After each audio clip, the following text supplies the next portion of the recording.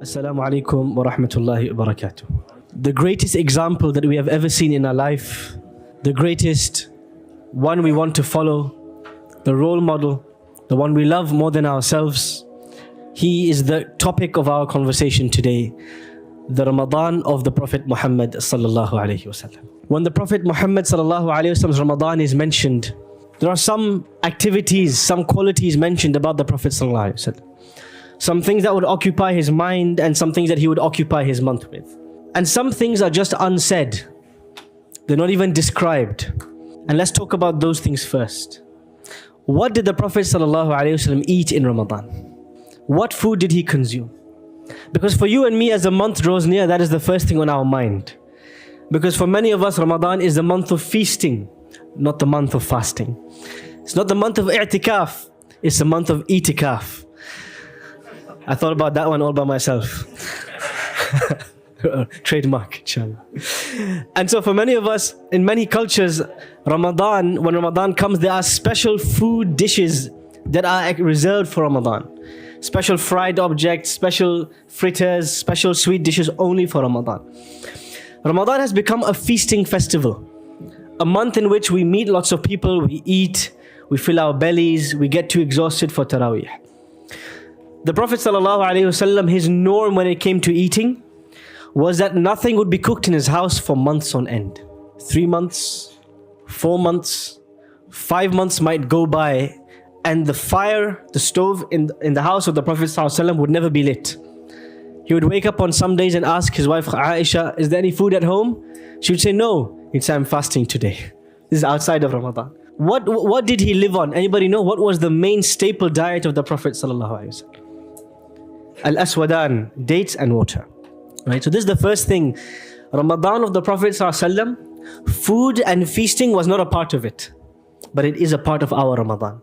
So there's a challenge I give all of you, especially the fathers and especially the heads of the household. It's called the 1 meal challenge. Every day in Ramadan for iftar, try not to have more than 1 meal prepared. One dish, 1 rice dish, 1 curry, 1 whatever dish, pasta, whatever, 1 dish. Because what happens when you have 16 dishes on the table? Who spends the vast majority of the time cooking in the kitchen rather than worshipping Allah? And all the focus, the emphasis becomes the food. When we learn about the Prophet's Ramadan, food's not even mentioned there. What did he eat? Where did he eat? Because it was not even a point of concern for him. But for us, it's the first point of concern. That's the first thing. Stop doing i'tikaf and do i'tikaf. Yes? And stop feasting and start fasting.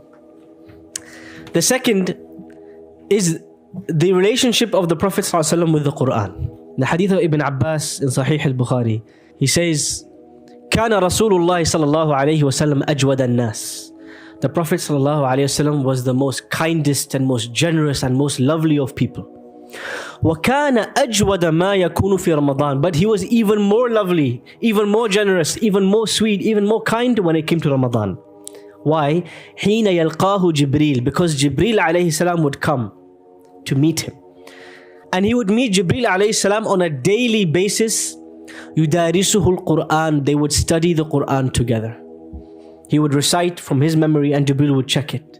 Or يُعَارِضُهُ الْقُرْآنِ in some narrations. He would present what he had memorized to Jibreel and Jibreel alayhi salam would check it and present back to him. So on a day-to-day basis in the Prophet's Ramadan sallallahu alayhi wasallam, the focus is on nurturing that relationship with the Quran. But there's something very interesting here. The effect of the Quran on the Prophet ﷺ is visible. People can see that this man has been spending every day with the Quran because he's different. We know the Prophet ﷺ was the greatest of people, but he was even greater in Ramadan. Why? Because of the impact the Quran would have on his heart. The Quran would enhance his generosity. The Quran would increase his kindness. The Quran would increase his sincerity. So you and me, every day we open the Quran to read our juz of Quran. We treat it like a chore. We treat it like a ritual. We want to get rid of the pages, get to the end of the pages. And if you ask a colleague at work, a non-Muslim colleague at work, do you see any difference in Abdul Rahman this month? Do you see any difference in Muhammad, in Fatima, Maryam this month? Or are they the same as they are outside the month of Ramadan? You know what they'll say? Actually, yeah, there's a big difference this month. Muhammad is more irritated. Muhammad has a short temper. Fatima has Snapchat me 3 times today. And when I say, what's up? They say, well, I'm fasting. So fasting becomes the excuse for us to become worse in our character. Become more harsh, more short-tempered, more quick to answer back, more quick to slay and cut people. But the Prophet ﷺ, his closeness to the Quran in Ramadan, it had a visible impact. People could see the difference on him. And the way they described the difference in him, they said his generosity, his kindness in Ramadan was like the pleasant breeze. You know, when a wind, of course in this country we don't have pleasant breeze, we only have rainstorms, mashallah. But for those who've experienced it, a gentle wind, when it passes, when on a hot day, and you feel, coolness, you feel the leaves ruffling, you hear the chirping of the birds. Everybody loves the breeze, the gentle wind on a hot day. When the Prophet ﷺ in Ramadan, his behavior would change. Ibn Abbas says it was like the pleasant wind that would pass by. Everyone would be touched by it. You know, if the wind passes by here, it will touch all of us, right? We'll all feel the wind on our skin, on our surfaces. When the Prophet ﷺ had a daily connection with the Quran and his Quran teacher Jibreel alayhi salam, it had a difference in every moment of his life, and it touched everyone around him. You and me, this Ramadan. A non-Muslim should be able to tell the difference in you and me this Ramadan.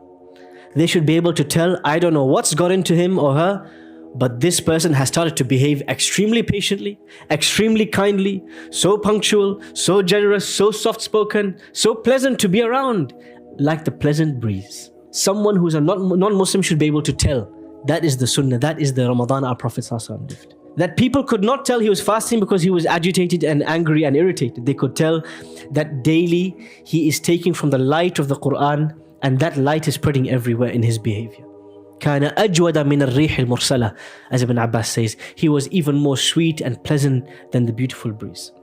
And the way you can check is that every day when you recite or reflect or memorize the Quran in Ramadan, whatever your goal is with the Quran, you have to ask yourself the question, has the Quran affected my behavior today?